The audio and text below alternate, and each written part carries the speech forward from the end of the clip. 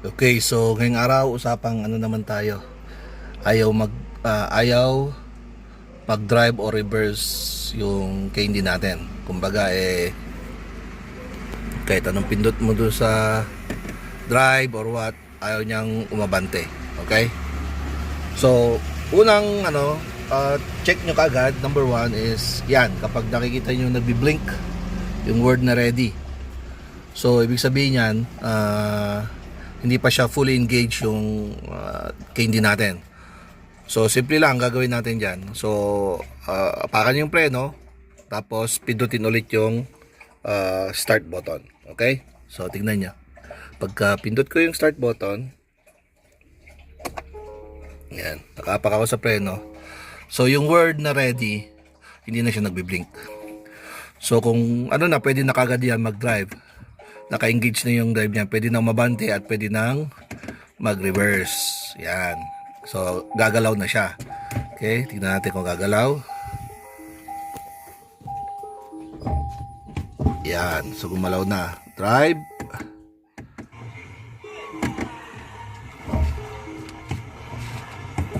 Yan. Okay.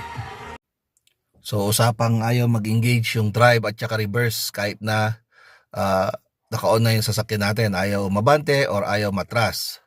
So, itong pangalawang case naman is yung word na ready, pag mapansin nyo, fully hindi na siya nagbi-blink. Pero ayaw pa rin umabante or ayaw pa rin umatras kahit na naka drive, yan, o kahit na naka reverse, naka-steady lang siya, ayaw talaga umabante. So, ang isang pwede nyo tignan dyan is yung 12 volts battery ninyo. So, dapat yung 12 volts battery ninyo,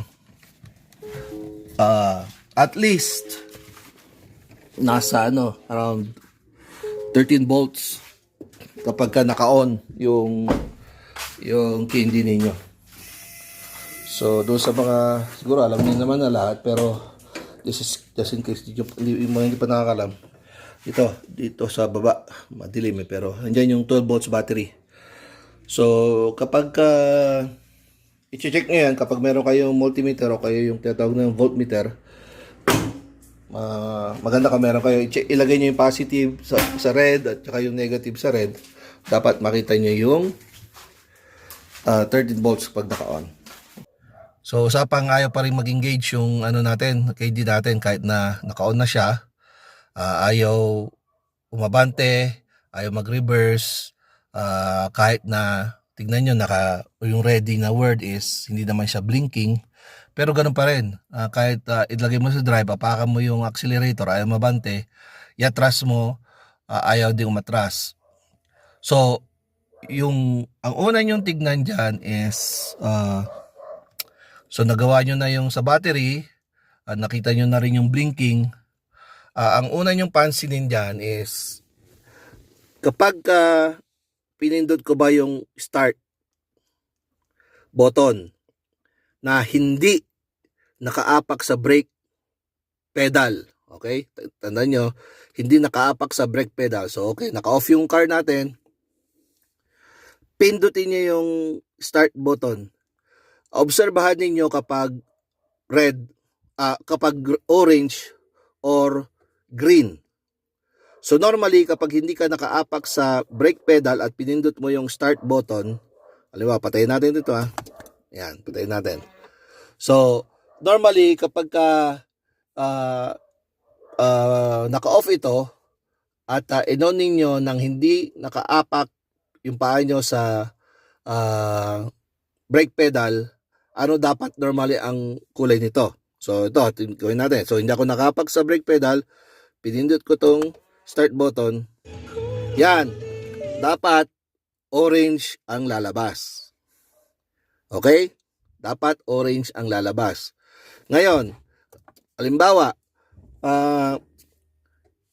ginawa ninyo yun, naka-off yung car, inapakan nyo yung, hindi nyo inapakan yung brake pedal, hindi inaapakan ng brake pedal at pinindot ang start button, at lumabas ay color green, then ang sinasabi lang yan is naka-engage yung preno.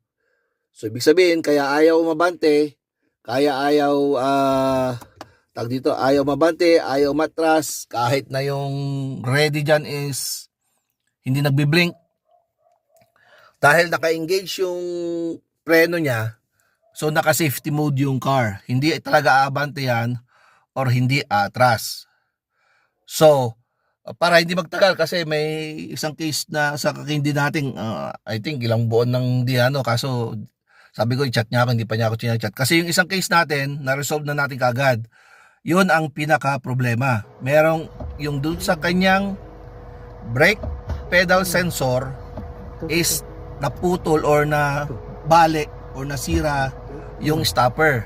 So ang nangyayari, yung sensor niya tumatagos. So hindi siya tumitigil. So tumatagos yung sensor. So since tumatagos, pag on mo pa lang, kahit hindi ka nakapak doon sa preno, ang sinasabi ng system, since na-sense niya na tumagos, nakapreno ka. So mapapansin niyo yan, pagka start nyo pa lang, hindi aapakan yung brake pedal, pag green kagad yan, ibig sabihin niya, naka-engage yung preno. So, ang papalitan lang doon is pwedeng buong yung brake sensor assembly, pwede yun, or yung stopper lang sa doon sa pointer niya, kasi may stopper sa pointer niya eh. Take note nyo ito kasi eventually, baka malamang later on, mangyayari sa atin lahat yon kasi parang plastic lang siya, plastic na malambot or plastic rubber or what na malambot. Kaya yung isang kasama natin, 2 months pa lang sa kanya, yung bagong-bagong bili, nasira agad, napunit. Yon. So, malamang sa malamang, doon sa isang case na hindi pa naayos, malamang sa malamang, itong problema niya. Kaya doon sa may-ari ng candy, gawin mo yung diagnosis na sinabi ko, wag mo apakan ng preno, pindutin mo yung start button, kapag kulay green kaagad ang lumabas, ibig sabihin niya naka-engage yung preno mo kaya ayaw umabante. Normally kapag hindi ka nakapak sa brake pedal, pinindot mo yung start button, orange dapat ang lalabas. So take note, orange dapat. So actually ang nakita namin kagad yun nung pinag-start ko yung yung sasakyan nung mayari ng 2 months. Pagka-start pa lang niya, dito hindi kita. Pagka-start pa lang niya kasi nagtaka kami bakit ito naka-on yung kanyang third brake light. Okay? So, doon pa lang, nagtaka na kami. And so, tingin namin nga, pagka-start namin nung sasakyan niya, bakit naka-green agad? Dapat orange. Kahit hindi kami nakapak sa preno. Okay? So far, yun pa lang yung tatlong case na pwedeng hindi umabante or mag-atras yung sasakyan nating candy kapag kahit na naka-on na yung sasakyan natin. Number 1 is check yung blinking na word na ready. So, very simple lang yon. Apakan mo ulit yung preno and then pindutin mo ulit yung start button. Dapat mag-solid yung word na ready. Okay? Second is yung 12 volts battery ninyo. Siyempre, pag habang tumatagal, pababa yung voltage niyan. So, magsi-system fault yan eh. So, sasabihin niya na parang kulang kaya ayaw mabante o matras.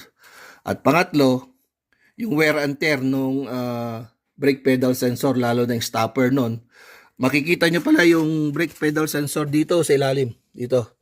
Pagka tinignan nyo dito sa pinakailalim, makikita nyo yan. Pag sinilip nyo pa ilalim, makikita nyo.